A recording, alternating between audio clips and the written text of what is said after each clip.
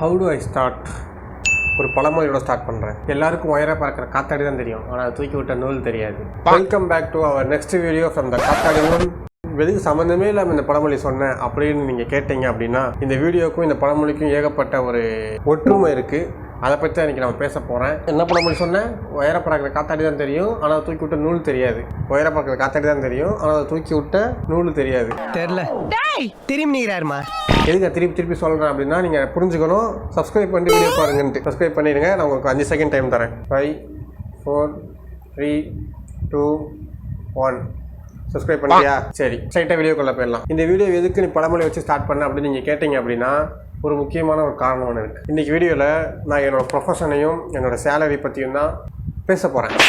உன்னோட ப்ரொஃபஷன் தெரிஞ்சு நான் என்ன பண்ண போகிறேன், உன் சேலரி தெரிஞ்சு நான் என்ன பண்ண போகிறேன் நீங்கள் கேட்கலாம். ஆனால் என்னோடய ப்ரொஃபஷனை வந்து நான் உங்களுக்கு தெரியப்படுத்தணும்னு ஆசைப்பட்டேன். அதுக்காக ஒரு டெடிக்கேட்டடாக ஒரு வீடியோ ஒன்று ரெடி பண்ணணும்னு நினச்சிருந்தேன். அதுக்கு தான் கரெக்டான ஒரு டைமும் நான் நினைக்கிறேன். திருப்பி நான் அந்த பழமொழி சொல்கிறேன்.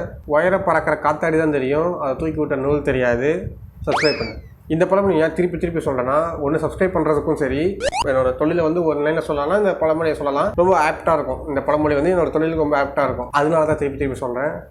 பொதுவாக இந்த பழமொழி வந்து யாருக்கு சொல்லுவாங்க அப்படின்னா, சக்ஸஸாக இருக்கவங்க நல்லா லைம்லைட்டுக்கு வந்துடுவாங்க, ஆனால் சப்போர்ட் பண்ணவங்க வந்து பெருசாக வெளியே தெரிய மாட்டாங்க. அப்படிப்பட்டவங்களுக்காக தான் இந்த ஒரு பழமொழி வந்து கொண்டு வரப்பட்டுச்சு. யாரால் கொண்டு வரப்பட்டுச்சுன்னு தெரியாது. இந்த பழமொழி பயன்படுத்துகிறாங்க. உயர பறக்கிற காத்தாடினா சக்ஸஸான பீப்புள்ஸ், அது தூக்கி விட்ட நூல்னா அவங்க சப்போர்ட் பண்ணவங்க, ஃபினான்ஷியலாகவோ மோரலாகவோ எத்திக்கலாகவோ ஐடியாலஜிக்கலாகவோ எப்படி சப்போர்ட் பண்ணியிருப்பாங்க, அவங்க தான் வந்து அந்த நூல்.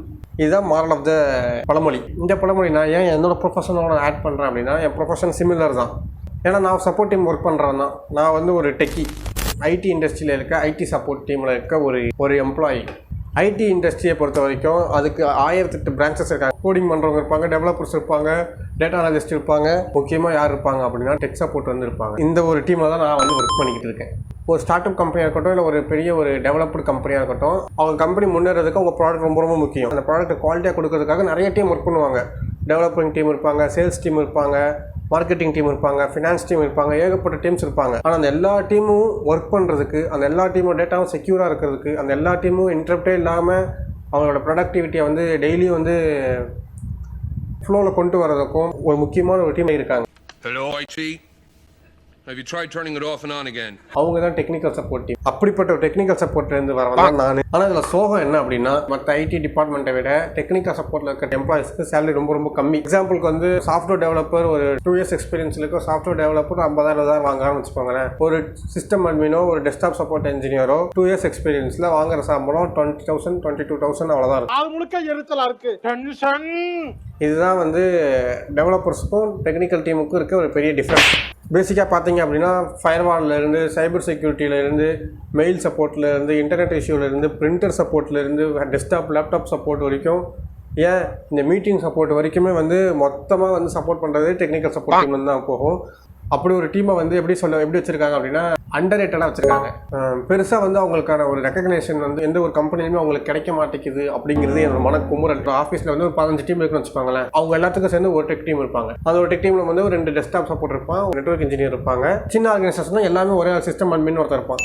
இப்போது அந்த 15 டீம்னு ஒரு எக்ஸாம்பிளுக்கு சொல்கிறேன். அந்த 15 டீமில் இருக்க ஸ்டாஃப்ஸ்லாம் வந்து அவங்க டிஎல்லுக்கும் அவங்க மேனேஜருக்கும் பதில் சொன்னால் மட்டும் போதும். ஆனால் டெக் டீமில் வந்து அப்படியான்னு கேட்டால் அப்படி கிடையாது. டெக் டீமை பொறுத்த வரைக்கும் அவங்களுக்கு டிஎல்லும் இருப்பாங்க, மேனேஜர் இருப்பாங்க. அவங்களுக்கு பதில் சொல்கிறத தாண்டி அடுத்த டீமில் இருக்க டிஎலுக்கும் மேனேஜருக்கும் அவங்களுக்கு வந்து கரெக்டாக ரெஸ்பான்ஸ் கொடுக்கணும்.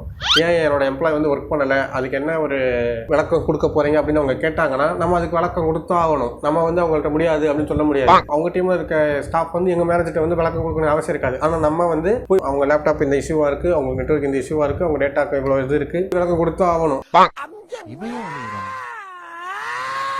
இப்படி வந்து டீமில் இருக்கவங்க தான் இந்த டெக்னிக்கல் டீம். அதனால் வந்து அவங்கள வந்து சாதாரண நினைக்காதீங்க.